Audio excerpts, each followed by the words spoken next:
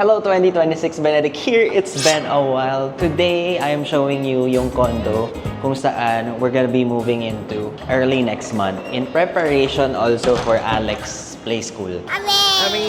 Naisip ko, madalas din ako sa BGC because one, dito yung work ko. Most of the time, nagla-livestream ako. Dito yung company na pinag-livestreaman ko. And future schools na inaay ko around the area also. So, this is a really big change and big move para sa akin kasi tagal ko siyang pinag-isipan. Tsaka grabe ang echo, ha? Wala pa kasi mga laman dito. This is a bare unit.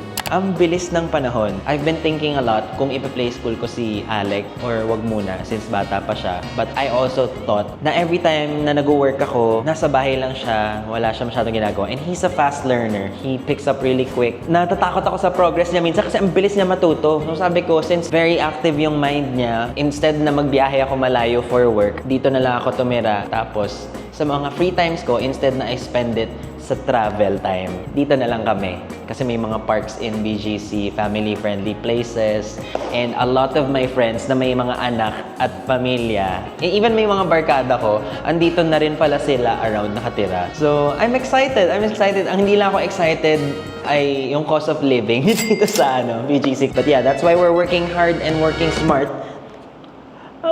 That's why we're working hard and trying to work smarter by conserving energy and saving time. Okay, this is a 3-bedroom unit.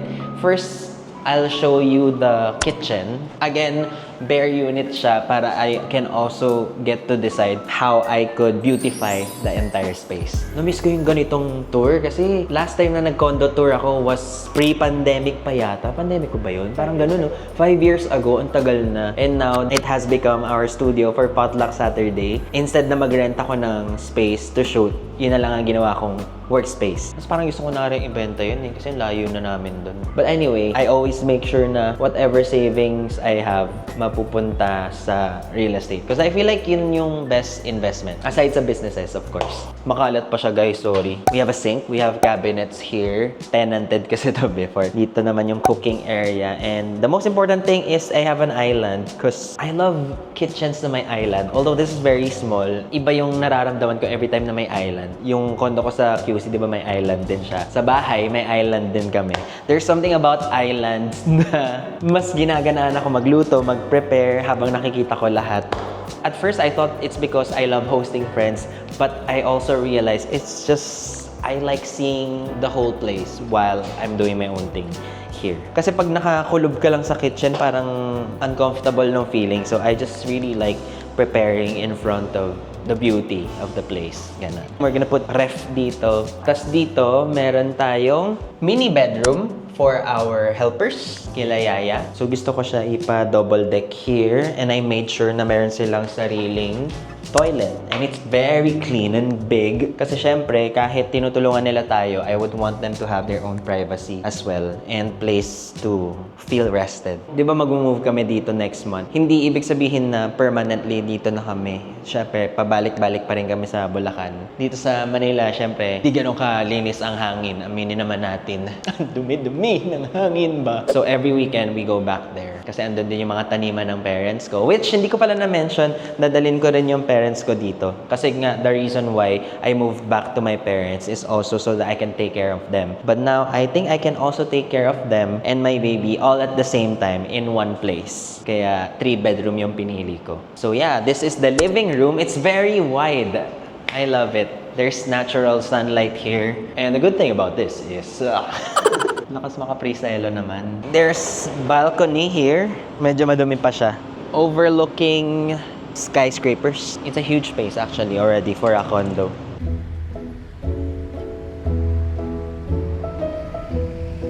Ano ba itong shot na to? Nasa sunburn na ako. Ang dami ba ba?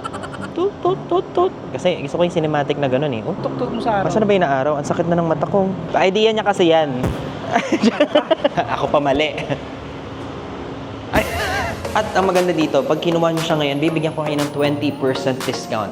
Look at this. Hindi mo mabebenta. What if no? Parang feeling ko, pag hindi ako naging content creator, may potential din ako mag-real estate. Daldal ko kasi. Dito yung TV area. What would make me wanna stay in one place for a long time? A good couch. If it's a comfortable couch, ang sarap tumambay sa bahay, di ba? The reason why we call it home is because it should feel like home. So I would want a big couch, siguro mga L corner couch, ganon, and a carpet, coffee table. Hindi ko sure kung maglalagyan ko ng coffee table because Alec! Untog-untog siya, but maybe it can also be a living room / play area kasi gano'n naman usually. Kung nasan yung sofa, may mga play area siya dyan, may play mat. Oo nga, no? Inisip ko magka-carpet pa ba ako or yung puzzle mat na lang ni Alec. But let's see. The most important thing of all is comfortable siya for the whole family. Dining would be here. Maybe a long table instead na round table. Kasi kami, di ba, lazy Susan kami. Di ba pag Chinese family, yung ulam nasa gitna, tapos iniikot-ikot lang namin. I don't think we can do it here. So, simple dining setup lang siya. Siguro mga 6 to 8 seater para in case na dumating yung kuya ko from China or I have visitors, I have content creator friends who can visit me if they have time. We can all hang out here and they can all meet my son and my parents. And oh my God, I'm so happy kasi parang feeling ko sobrang layo ko sa sibilisasyon nung nasa Bulacan ako, which is okay. But may pros and cons talaga eh. Dito, malapit ka sa lahat pero ang mahal. Tapos hindi ganun kaganda ang hangin. Pero dun sa amin, manageable ang expenses. Tapos, ganda ng tanawin, ganda ng hangin, pero malamok. Dito sa city, I don't think it will be that malamok. Sa amin, grabe kasi yung lamok. Parang dinodominate na talaga yung subdivision namin. Marami pa yung lamok talaga kaysa sa tao. I think I'm also gonna change yung mga ilaw dito. Parang iba-iba. Yung previous owner dito, medyo indecisive. Iba-iba yung theme ng ilaw niya. And use whatever I can use if ibibigay nila sa akin yan. Which I think ibibigay naman na nila. Mirror! Tinanong ko na sa mom ko kanina. Sabi ko, Ma, saan ba bawal maglagay ng salamin? Wag lang daw nakaharap sa pinto, wag nakaharap sa bed. But dining area, can naman siya. So I'm gonna put mirrors here. Let me know pala guys kung may recommendation kayo kung saan makakapagpagawa ng furniture or mga couch na maganda quality pero hindi overpriced. Grabe, ang dami mga overpriced sa IG, sa FB, no? Sobrang mamahal. Pero yun, hinahanap ko kasi alam ko marami tayong mga local craftsman na ang ganda gumawa pero hindi overpriced. Reasonable ang pricing. So, let me know guys. Dito na ako nag-take advantage mag-crowdsource. Ano pa ba? Carpet din pala. Kung saan may murang carpet. Meron bang carpet na hypoallergenic? Meron? Wow, parang aso lang. may aso kasi na hypoallergenic, di ba? Before we reach our bedrooms, mauuna yung CR natin. This is the first toilet. We have 2 toilets here. So, shared toilet for the 2 rooms. Meron kasing napaggamitan na condo na pag pinuntahan mo, dumi na, no? But this is very decent. I would say hindi dugyot yung dating camera dito. First bedroom, which I think bagay sa parents ko, dito na lang sila. There's sunlight, so it enhances your mood. Vitamin D, di ba? Every morning. But you don't want to get too much sunlight naman because sunlight recently is not giving because of global warming. So I'm planning to put blinds here. Yun din pala, kung meron kayong recommendation ng mga magagaling gumawa ng blinds na hindi din overpricing. We're gonna put bed here. Very simple lang naman ang gusto ng parents ko, may bed. Alam niyo ba sa feng shui, ang ayaw nila is kung saan ka matutulog, merong pillar sa taas. Kasi ang bigat ng energy nito. So maiipit yung energy mo. So ito yung madalas kang magkakasakit, parang uncomfortable feeling, you'll have nightmares and stuff. And I believe in that. Baka may way naman para i-counter yun. Either i-move konti yung bed pag ganito, tapos may shelf sa likod or cabinet. Hindi ko alam. I think sila na bahala dun. Kaya rin dito na lang yung parents ko because huge enough na rin siya na kapag wala ako, matutulog si Alec with them. It has become a habit. My life usually starts 7 p.m. to 12 midnight. So usually, pag umuwi ako, matagal nang tulog si Alec. Hindi na kami makaka-co-sleep pag ganun. Kasi nga, alipin ng salapi. Pero okay lang. Para sa future, ikaw din, alipin ka rin ng salapi. It's a tie.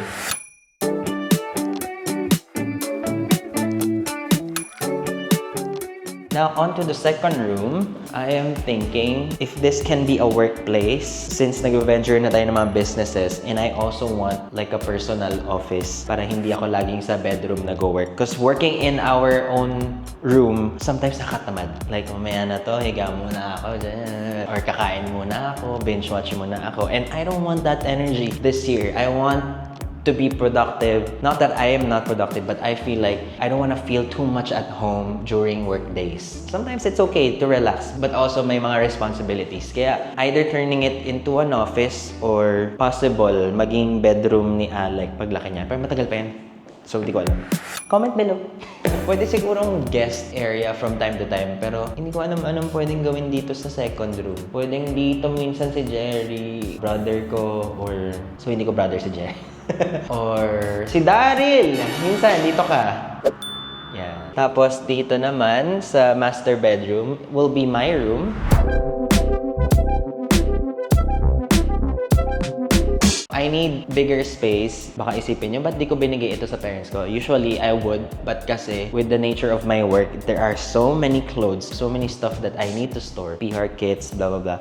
Hindi kasya yun dun sa kanina. And I'll have to also make it a bit functional para I can do everything here. So, definitely, there will be one bed here.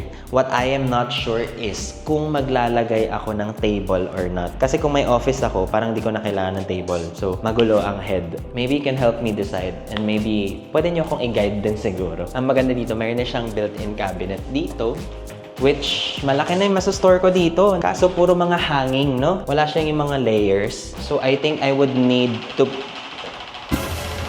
I think baka kailangan ko rin maglagay ng extra cabinet somewhere. Or yun nga, baka pwedeng yung office ko, dun na rin yung maging wardrobe or something. Di ko alam.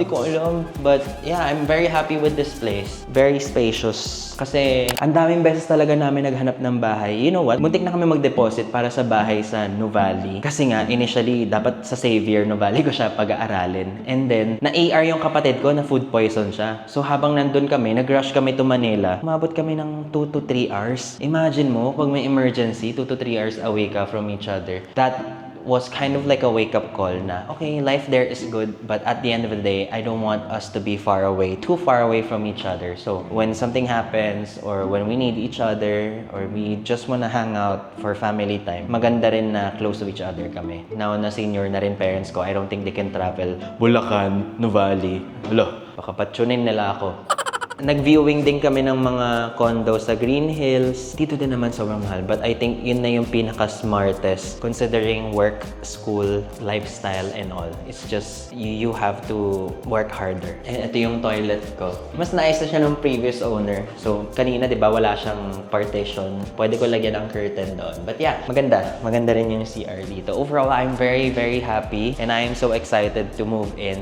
And I am so excited also to try to decorate my own place. Kasi last time, di ba? Admittedly, hindi ko strength yung interior design or design in general. But I would like to think in the previous years, marami naman ako natutunan. And with the help of Pinterest and ChatGPT, feeling ko, ma-apply ko lahat ng mga natutunan ko. It's so hard kasi medyo mahirap kasi na i-incorporate yung sarili mong taste sa isang place and at the same time, meron kang baby. Kasi kumakalat and iniisip mo yung parang itong design na to, bagay ba siya or safe ba siya para kay baby. So, may ganong aspect siya. So, I am trying to calculate everything and see what I can come up with. But most importantly, I am just very, very excited and I can't wait kung paano yung magiging buhay namin dito in the next few months. Ay, pagod. Sumakit yung likod ko. Yan na lang, pag-trentahe na tayo. Napapareflect lang ako in life kasi grabe yung trajectory ng buhay ko in the recent years. Parang ang daming movement, ang daming changes. Every year, hindi siya yung minor change. And I think na-amaze lang ako at the same time. I just feel so grateful and sometimes lost, sometimes like a failure. And sometimes also proud, gano'n. Kasi iniisip ko, saan ba talaga ako belong in this world? Ala, bigla nag-open up. Para kasi few years ago lang, nagkaroon ako ng sanggol, ganyang kaliit. Tapos ngayon, takbo-takbo na siya dyan. Tapos kanina, kasama ko pa siya. Kumuha kami ng mga measurements dito, nagsusukat ako.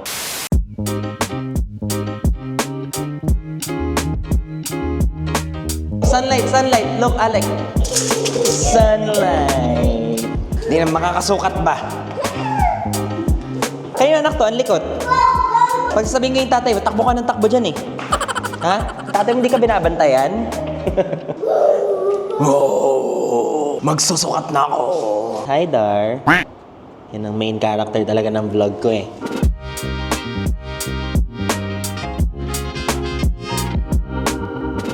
life goes on so fast. It's so scary and it's so exciting at the same time. But more on the scarier side because I want to just pause. Kasi grabe yung trend na 2016. Nakikita niyo sa IG. Di ba nagpo-post lahat ng 2026 is the new 2016. And I was so enjoying watching people post their throwbacks, ganon. Pati ako naghahanap ako ng mga throwbacks. Like, oh my God, grabe yung life ko 10 years ago. Ang iniisip ko lang is paano ko hanapin yung sarili ko. May nagmamahal ba sa akin? Nakaya ko pa bang magmahal? Paano ako mabubuhay sa mundong to? All those thoughts. And now, looking back, totoo yung sinasabi nila na lahat ng pinagdadaanan mo, tatawanan mo 10 years after today. It's just crazy. Kasi meron akong FB post dati na in 10 years, I would be living the life. Ganun. And fast forward, itong 10 years na to, very subjective yung living the life because I'm working the shit out of myself para buhayin yung family ko. At the same time, I am actually living the life because my dream was to become a father and now I am a father. And in order for that dream to solidify and not go away, I would keep working hard to protect that dream. Amazing lang talaga. Kaya kung ano yung nararamdaman mo ngayon, kung lost na lost ka or kung may masakit kang nararamdaman sa heart mo na feeling mo hindi maalis, mawawala yan. Mawawala yan next year, mawawala yan next month, and in 10 years, you would look back and tell yourself, wow, grabe. Wow, ang taas ko na. I survived it. It's magical. Kaka-Disneyland ko lang kasi. Natutuwa ako sa universe. Sinasabi kasi natin walang permanente dito sa mundong to. Pero okay pala yun na walang permanente. Kasi hindi rin permanent yung pain. Hindi rin permanent yung struggles, di ba? Yun nga, kasama doon sa impermanency yung mga good stuff na ayaw mo maging impermanent. It's the reason why they always say we just treasure what's in the present. Kasi literally, lahat ng to mawawala. Lahat nung inintro ko kanina before this video, mawawala na rin yan today sa memory ko. But itong buong vlog na to, makakalimutan ko na to in the next few days. Maaalala ko na lang pag pinanood ko tong vlog na to. But every time I would look back to this vlog and to my previous vlog, I would just be reminded of how my life was when I filmed it. Hoy! Akala ko ba magtutour? Ang daming sinasabi naman ng Benedict na yan. Dami mong arte. Ay, nako, grabe. Nakakaiyak na. Gusto ko i-hug yung sarili ko na, oh my God, natapos mo na lagpasan mo yung dati. Ngayon, nahihirapan ka pa din, pero walang-wala na yan sa paghihirap mo dati. Minsan gusto ko sabihin sa sarili ko na wala ka ng karapatan mapagod or magreklamo na nahihirapan ka. Kasi minsan ako hirap-hirap na talaga. Magtrabaho, maging parent, maging anak, maging businessman. Hindi ko na siya mabalance minsan. Pero when I look back, nagigising ako sa katotohanan na I am grateful. I should be grateful. So yeah, thank you. Thank you, universe. Thank you for believing in me. Lahat. Para naman nag-speech. Kala mo nanalo ng award naman. Ito naman si Ben, magtutour na lang. Ang dami pang sinasabi. Ang sinasabi ko lang is, sana pag napanood nyo to, at least kahit 2% man lang nung energy ko, mabigay ko sa inyo. And I really am manifesting lahat ng gusto nyo sa buhay nyo, makamit nyo, at lahat nung nararamdaman nyong masama, mawala. I love life! Pero ngayon, uwi na muna ako kasi magluluto pa ako.